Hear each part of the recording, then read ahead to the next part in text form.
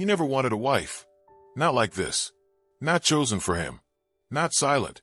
But when his dying father made one final request, that he marry the strange girl no one ever spoke to, Elijah obeyed.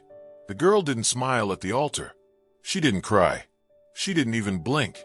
She just stood there, silent, like something inside her had already died long ago. Every night, Elijah heard her sobbing quietly behind closed doors. She never said a word, not during meals, not even when he tried to show her kindness. It was as if she didn't exist, only floated through the house like a ghost. But what Elijah didn't know was that her silence wasn't just pain. It was hiding something, something terrifying, something that had followed her from a fire she barely escaped as a child.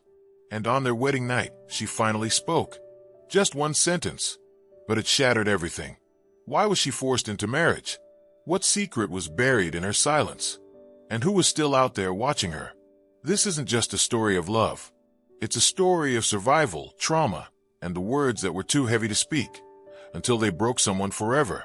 Before we dive into this unforgettable story, if you believe in the power of true stories that touch the soul, make sure to subscribe to Legacy Ignited and turn on the bell so you never miss the next emotional journey. Hit the like button if you're ready to feel something real today, and share this story with someone who needs to believe in hope again. Now let's begin. The wind howled through the small mountain village as if it knew a storm was coming, not of rain, but of fate. In that quiet town nestled between forests and fog, lived a 23-year-old blacksmith named Elijah. Hard-working, honest, and tough as the iron he forged, Elijah had dreams. But none of those dreams involved marriage, especially not to a girl he'd never spoken to, never seen smile, and worse, one who never spoke at all. Yet on a bitter winter morning, Elijah's father, sick and coughing blood into a rag, grabbed his son's wrist and whispered, "You must marry the Coleman's daughter before I die." Elijah froze. The Colemans were reclusive, strange folks who lived beyond the ravine. Their only daughter, Anna, was known across the village for one thing. She never uttered a word, not since birth. Why her? Elijah had asked, confused and angry, but his father only said, "You'll understand one day. Just promise me." And Elijah did. 3 days later, with no music, no guests, and no joy, Elijah stood before Anna in a cold, creaking chapel lit by dying candles. She wore a pale dress and stared at the floor. She didn't cry. She didn't smile. She didn't even blink when the vows were spoken. And just like that, they were husband and wife. Back at his cottage, Elijah kept his distance.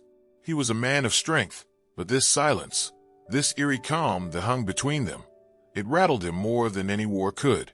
Anna moved like a shadow, quiet, careful, ghost-like.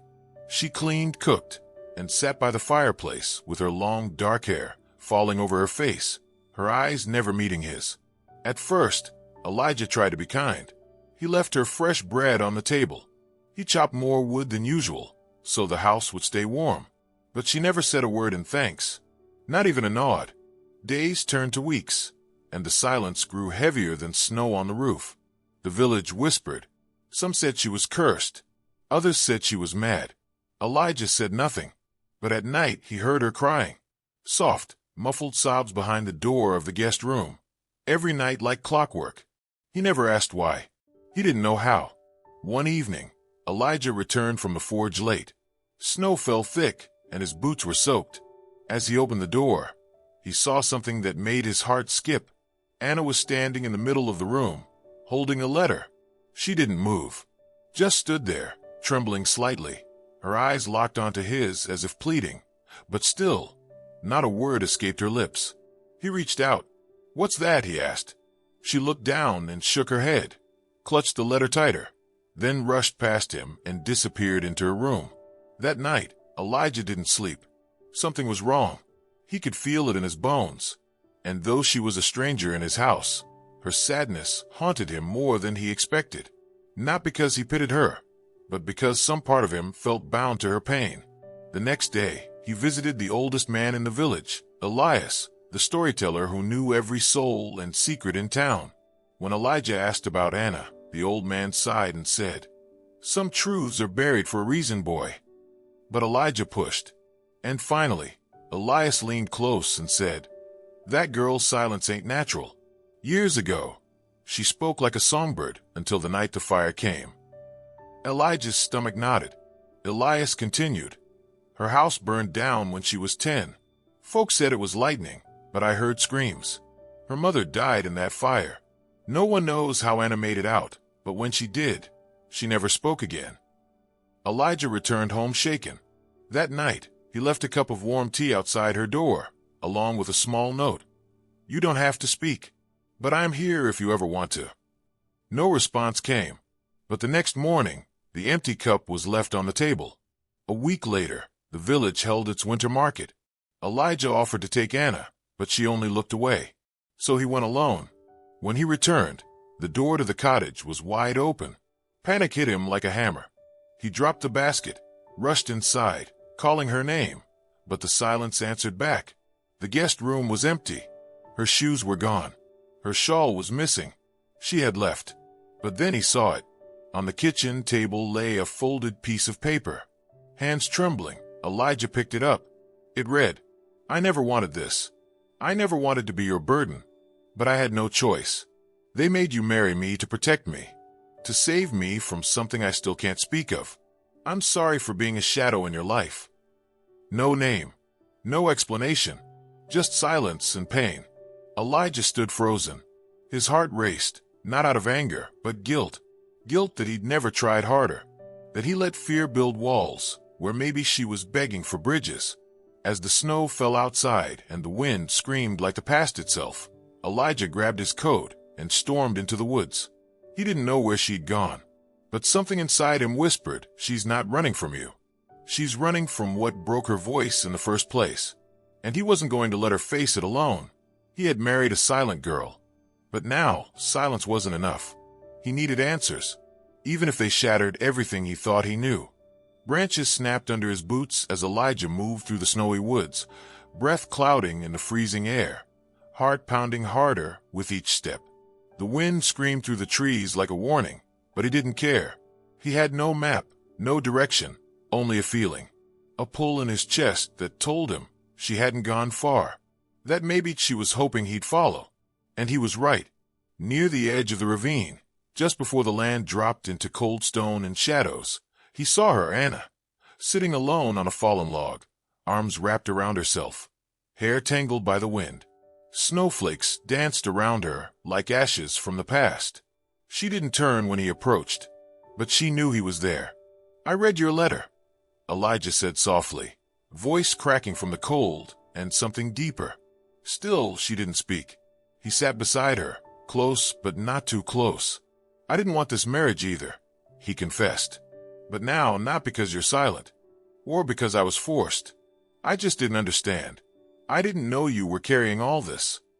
Anna flinched slightly, but her gaze remained fixed on the frozen horizon. Elijah pulled a small piece of cloth from his coat. Inside it was a silver pendant, scorched at the edge. "I found this in the market. A man said it was from the fire, the one that took your mother." At the mention of her mother, Anna's shoulders tightened. Her hands trembled. Then slowly, she took the pendant, gripped it, and breathed a shaky breath. "I know I can't fix the past," Elijah continued. "But if there's even one thing you want me to understand, please tell me. Even one word. I'll carry the rest myself." For a long moment, there was nothing but wind and the quiet crackle of pine trees. Then, without warning, Anna stood.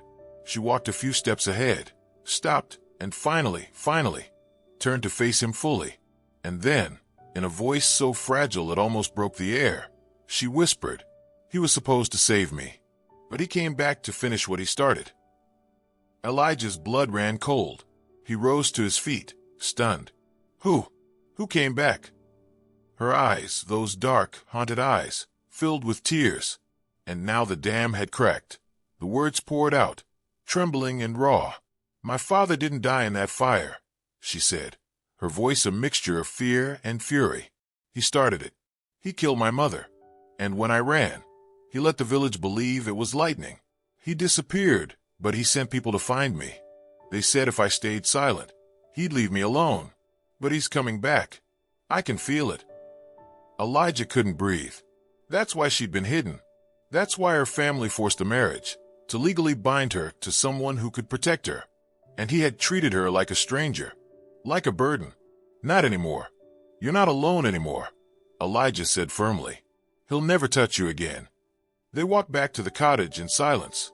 Not the cold kind, but the quiet that comes when two people understand each other without words. That night, as the snow thickened outside and the fire glowed warmly inside, Anna sat across from Elijah at the table. She didn't look like the same girl he had married. There was a spark now, a small one, but enough to light the dark. And when he said, "You can have the bed tonight," she finally shook her head and whispered, "No, I want to talk." Elijah's chest tightened. This moment was the moment. They sat near the fire, and she told him everything. How her father was violent, how her mother tried to run with her, how the fire was set when they tried to escape, how the screams she let out that night were the last words she spoke for 10 years. And then she looked at him, truly looked at him, and said, "You're the first man I've ever felt safe with." Elijah didn't know what to say. Tears welled in his eyes, and all he could whisper was, "You don't owe me anything." Anna reached into her pocket and pulled out a folded paper, different from the one before. She handed it to him. It was their marriage certificate, and at the bottom, in delicate handwriting, she had signed her name, Anna Elijah Stone. For the first time, he realized she had accepted him, not as a protector, not as a stranger, but as someone she chose to trust. That night, the house didn't feel cold. The silence wasn't heavy.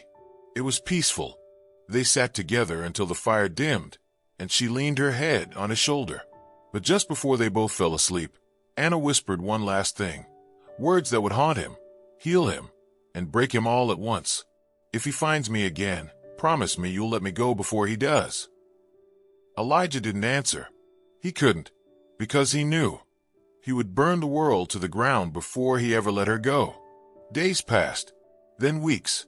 The snow began to melt, and with it, so did the walls Anna had built around her soul.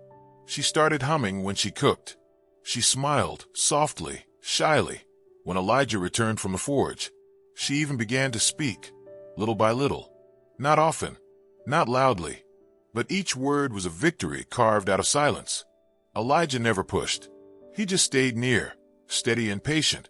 Where once he'd been forced to marry a girl he didn't know, now he woke up each morning wondering how he'd ever lived without her. But peace, as always, was temporary. One evening, Anna found a letter nailed to their door. There was no signature, just 5 chilling words, scrawled in the handwriting she remembered too well. "You can't hide forever, Anna." She dropped the letter and collapsed to her knees. Elijah rushed to her, picked up the note, and felt fire rise in his chest. He didn't ask who it was from. He already knew. Her past had found her. That night, Elijah didn't sleep. He sat by the window, rifle loaded, watching the tree line, waiting, protecting. Anna sat near the fire, her hands shaking, but she didn't cry. Instead, she spoke, for the first time without hesitation. "I don't want to run anymore." Elijah turned to her. "Then we won't." The next day, he rode into the village and gathered the men he trusted. Word spread. People who once whispered about Anna now stood to protect her, because Elijah's fight was theirs now too. That night, the stranger came, a shadow with cruel eyes and a twisted smile. Anna's father. He stepped toward the house, slow and sure, as if he owned the ground. But he didn't make it to the door. Elijah stood in his path, shotgun in hand, rage in his voice.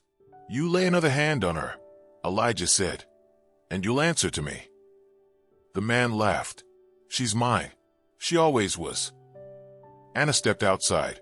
She stood behind Elijah, then beside him, then in front. Her voice didn't shake. "No, I belong to no one. Not anymore." The man froze, shocked. The girl who once begged for mercy now stood unbroken before him. She didn't scream. She didn't run. She simply said, "Leave, or never leave again." He left. He never returned. And Anna never went silent again. Years later, villagers would tell the story of the blacksmith who married a voiceless girl, of how that girl, once broken, found her strength, not through swords or fury, but through love that never demanded anything in return. And they would say that on a bitter winter night, she whispered something that made even the strongest man fall to his knees. Not because it was loud, but because it was true.